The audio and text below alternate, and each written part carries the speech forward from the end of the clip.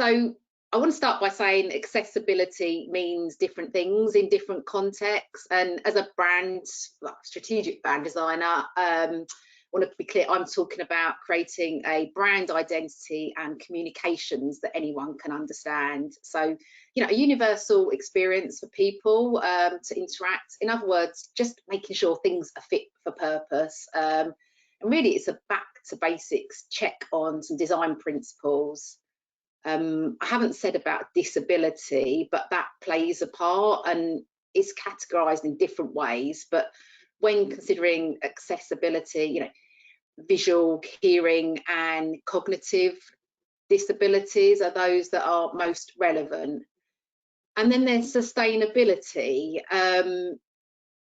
You can lower the impact your branding and marketing activity has on the environment if you make some conscious choices and do some design thinking. So here we go. This is me. I'm Andrea Boughton. I've been in the industry for quite a while. I founded my business just reached 10-year milestone.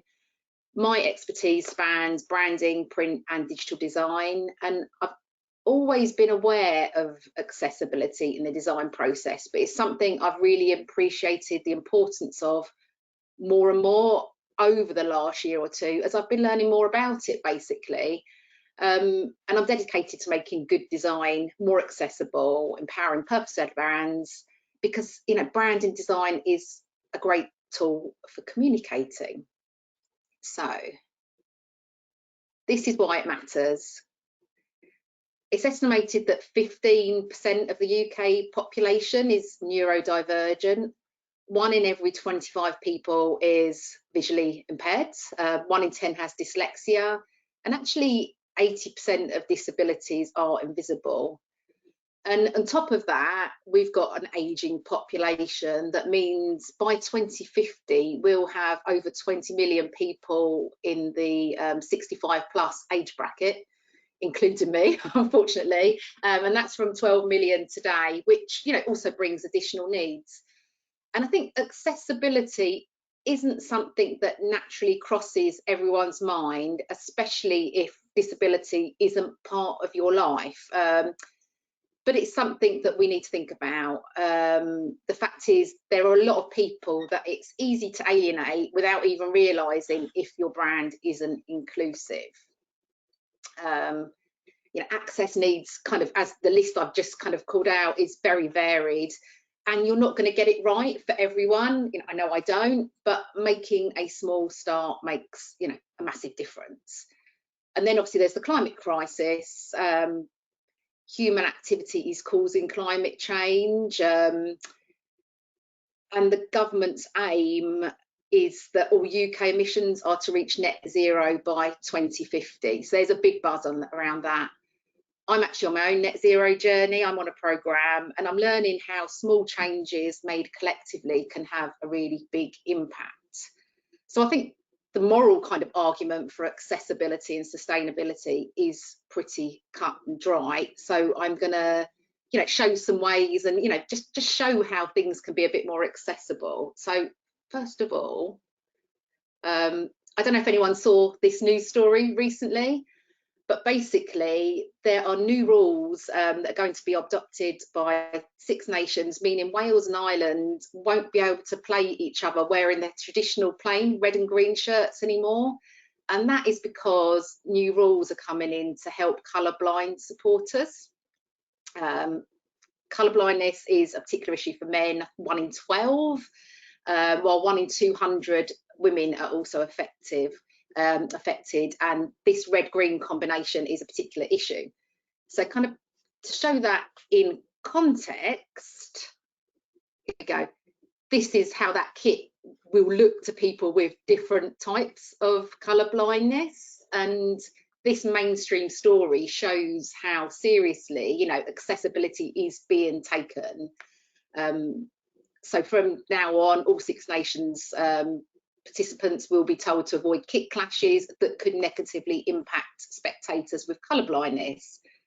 So I guess, you know, at this level, colour can cause confusion, impact enjoyment, but on a deep level, it can be pretty dangerous if information is misunderstood by relying on colour to communicate, you know, driving, traffic lights, all these sorts of things. But there are workarounds using design thinking. So in this case, kits with different designs could avoid the problem. So, you know, one in checks, one plain, one striped, then colours be irrelevant. So it's about thinking smart to make things more accessible.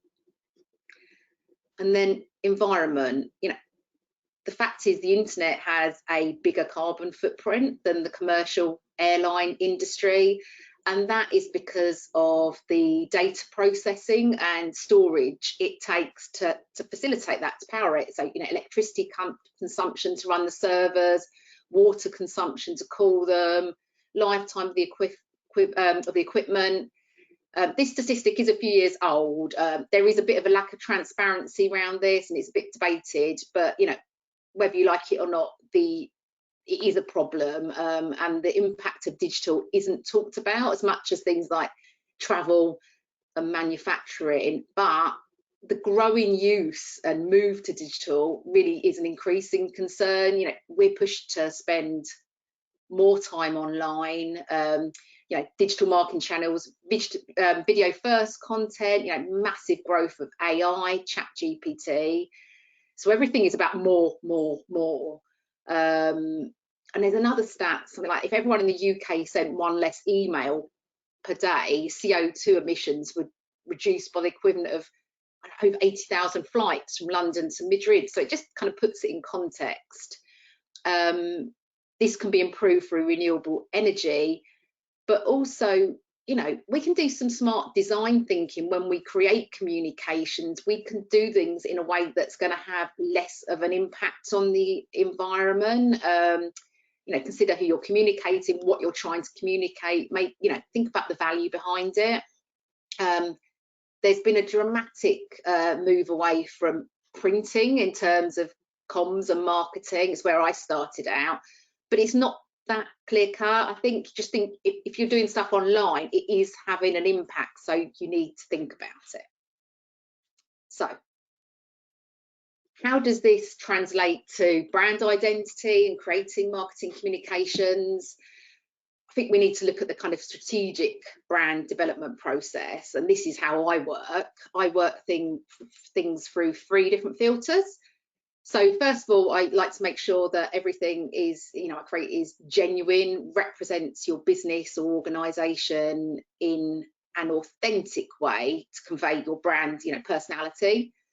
Also relevant to your audience and market. It's going to appeal to them and it's going to kind of fit, but also differentiated from competitors, so you stand out. So it's about embracing that overlap really, and this process gives organisations a competitive edge. It helps influence perception, so your brand is more likely to be seen as you want it to be, rather than people just creating their own associations, which they will do if you don't try and kind of shape that. But these filters can apply to any communications, from handbooks, websites, graphics. But we can make our brand work harder. Here we go.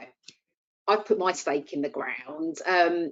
Accessibility and sustainability is not a trend. It's morally the right thing to do. It shows that you care. And, you know, more cynically, big change doesn't happen without a business case.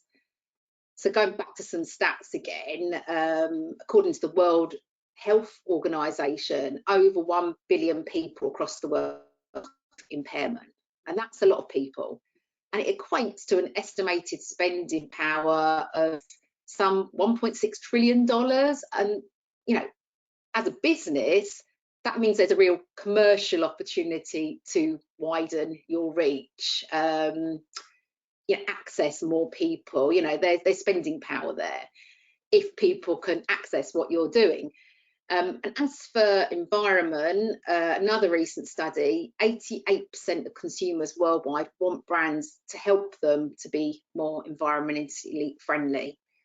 So embracing accessibility and sustainability isn't just about helping people and saving the planet.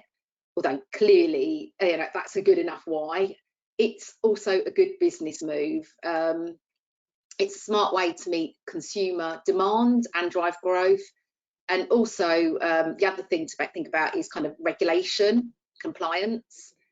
So when it comes to accessibility, there are internationally recognised standards for web, which are known as the Web Content Accessibility Guidelines. And they're really well known in the digital world. There's not really an equivalent for kind of print, but similar principles apply.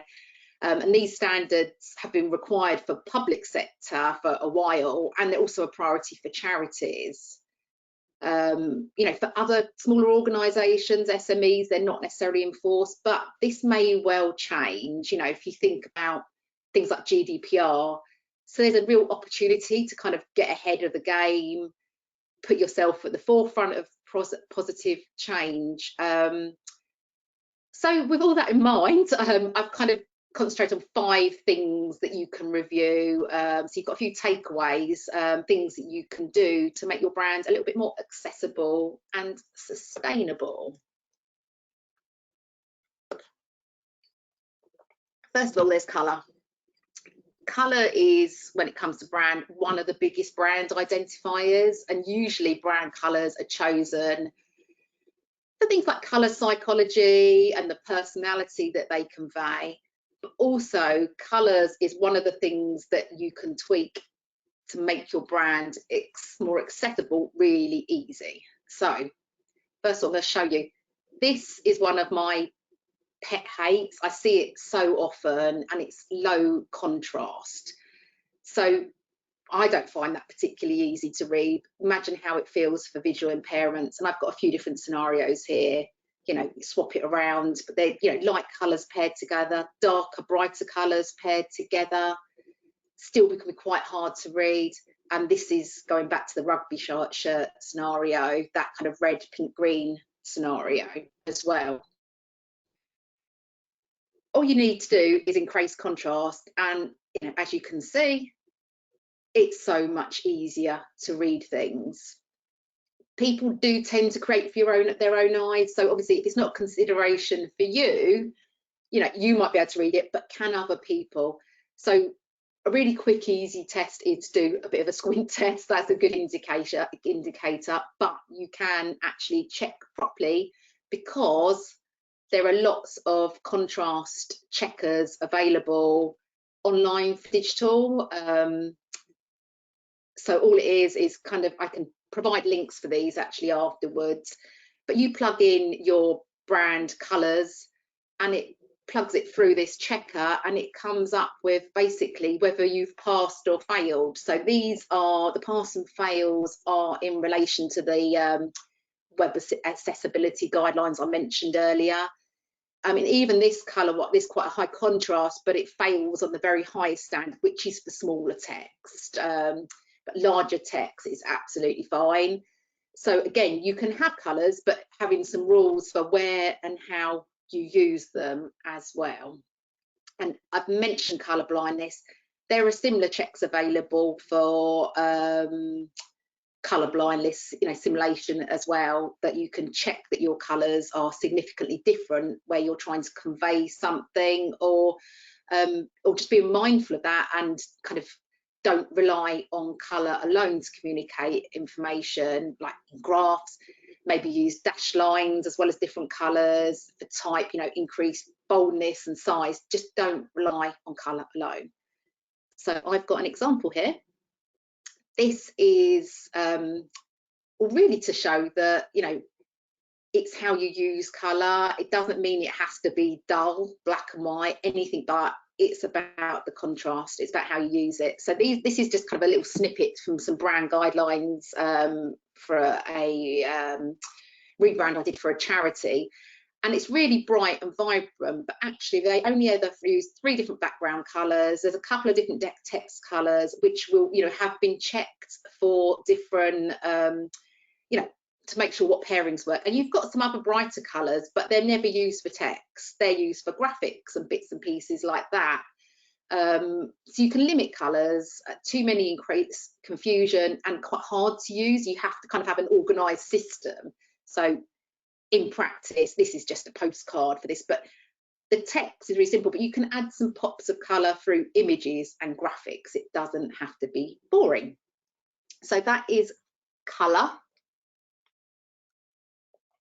Then it's type and text. So for this, yeah, conveying information, the more people understand what we do or sell, the more likely they are to buy or get involved. So I've visualised some don'ts here. Spreading out text, lots of letter spacing makes it hard to read, as does really tight spacing. Capitals is really hard to read. Using fancy display fonts can be hard to read. Mixing up styles is hard to read. And then laying text over images, dark and light, is really confusing as well. So size and styling has a really big impact on how easy things are for people to access.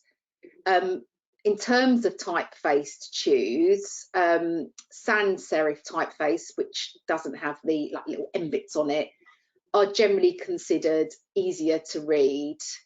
You can also look at details which further enhance readability. So I've just got 3 different typefaces here. They're actually not, this one isn't a sans serif in the middle. But one of the things to look at, and that's why I've written illustrate, is, you know, your I's and your L's, when they're all exactly the same, actually it can make it tricky to read a word. And so, you know, you might not think of this, whereas, you know, these 2 down here have got slightly different characteristics, which make it easier to read. The L's have got a little curve on here, and looking at the digit 1, because that could potentially just be a straight line as well. So then that's really confusing.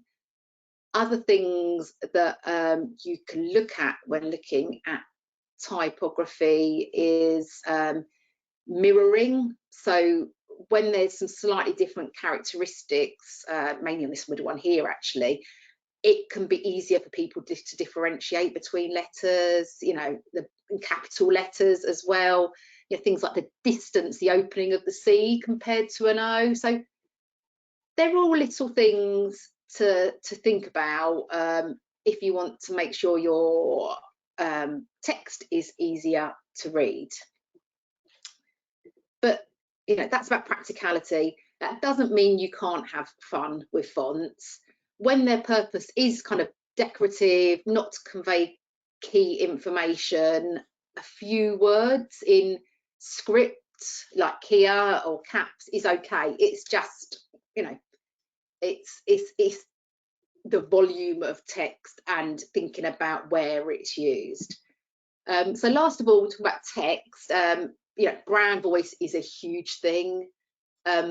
Use plain language, because that's going to really help people with learning difficulties, English as a second language. And there is also a checker available for that to help you break down, you know, shorter sentences, you know, being careful with the words you use, explain abbreviations, and think about how you say things, because some things can actually might be offensive, so you need to be considerate and respectful. For example, you know, if you're super busy, instead of saying you're having a crazy day, you know, things are hectic or just busy, you know, think about the impact of the words that you use in terms of accessibility and, you know, being inclusive to more people. Especially when it comes to social media, be careful of emojis, because people with impaired vision might use screen readers, and, you know, when you've got loads and loads of emojis, they will be described by a screen reader, and in a similar way, capitalized words, they might be spelled out like acronyms. So just be wary that some of these things might not be interpreted by other people as you intended. Next, I am going to talk about imagery. So imagery is great for language barriers, learning disabilities. You know, a picture really does paint 1,000 words and tells a story, you know, what you'd have to write a whole lot about. So pictures are great. they're not so good for your digital footprint, because images take space to store. So it is a bit of a compromise. And I think what I'm trying to say here is be smart with your image use. Do you need them? Use them to tell a story, not just to decorate. Things like graphics take a far less space to take up. So, you know, there's visually things you can do without always relying on big images. But when you are using them, these are some pages from the brand guidelines from the charity I showed a while back. You know, you've got a real opportunity to be inclusive, make people feel seen and included. You know, you can show a diverse audience authentically, thinking about things like, you know, gender, age, race. Just watch out for stereotyped stock images and be authentic. It really promotes inclusivity. So I mentioned graphic language. So here I've got a few images, and this is a website, brand identity, but little graphics and things take kind of less space in terms of digital storage, but really help with navigating written content as well. So there's different image things that you can use. It always doesn't have to be big images. So if you are using images, great big one here, make them work. So that's positioning text in a clear area rather than that how not to example I showed a little while ago, over busy text. When it's on a flat clear area of image, it's much more likely to be able to be read and accessed. Whenever you do use images as well, you can use or should use alt text, and that also assists with screen readers for people with visual impairments. And if you're creating video, use subtitles to benefit people with hearing impairments. You know, so this is on social media as well. So we interact lots of different places. Think about what's relevant where you're interacting. And there's a design opportunity. Big images do slow down, especially website loading times. You know, when you're printing stuff, lots of ink, we can actually embrace white space, clear space as a design feature. Can crop and focus on detail to save on huge images and kind of avoid all that negativity. When it comes to website, a good practice is to remove distractions, avoid any unnecessary animations, and don't autoplay videos, avoid flashing content.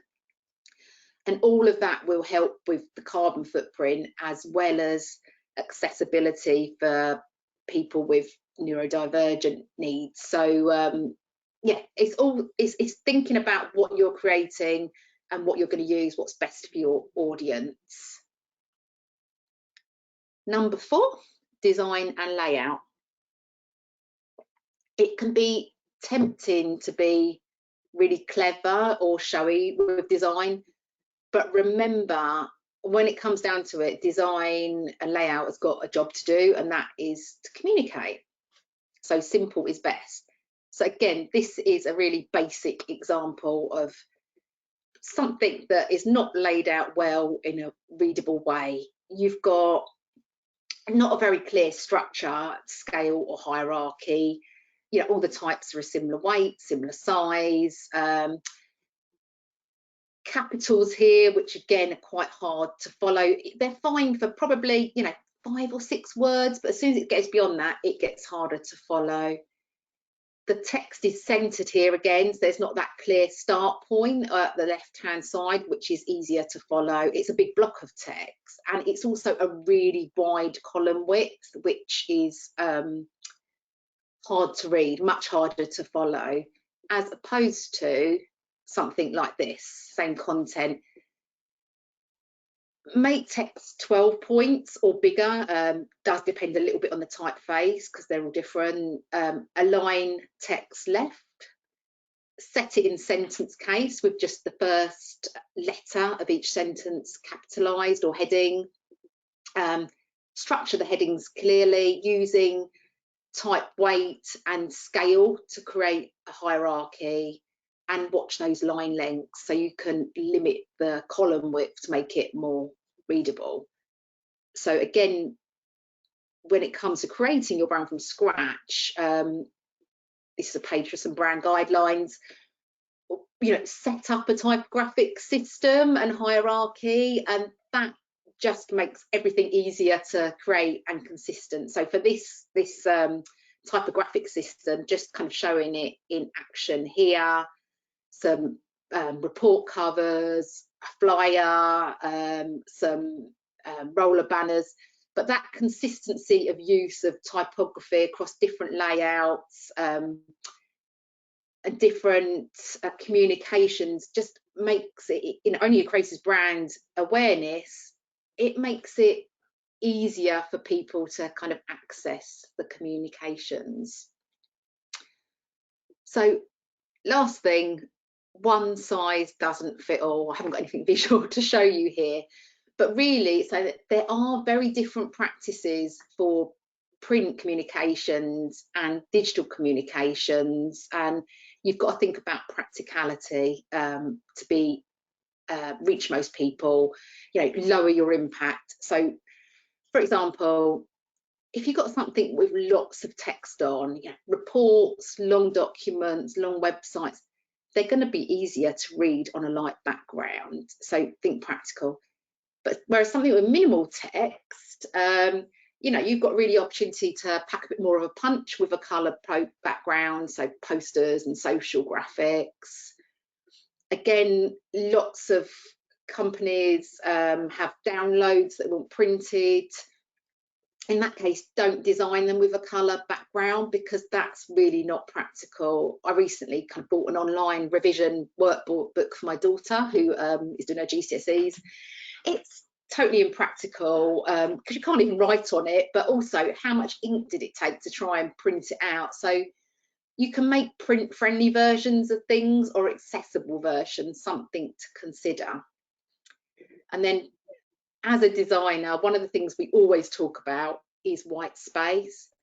But actually, white is great for printing. You know, you're just using the paper rather than ink, but on screen, white emits the most CO2 because it's created by adding light. So on a screen communication, a website, having colour makes sense. Really, even if you just put an off-white rather than a stark white, it makes a bit of a difference. So that's kind of an impact on the environment. Also, pure white can be really dazzling for people with dyslexia. So just, you know, think about creams, soft pastels, and, you know, carry that through to printing stuff as well with that audience in mind. Going back, I haven't talked that much about print, but, you know, make sure any paper you use for printing is from the FSC, Forest Stewardship Council. And then for digital, you can make a huge difference if, you know, your web hosting is powered by renewable energy. So that's questions that you can ask or something you can check from the outset. And I think the last thing as well is make sure your brand guidelines clearly think about accessibility, best practice, to make sure your brand identity is always used as it's intended when you start communicating everywhere.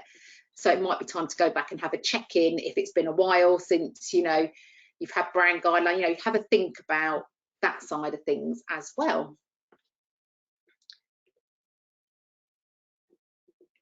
So these are my takeaways. That was a bit of a whistle-stop tour about growing your reach and social responsibility with a more inclusive, climate-conscious brand.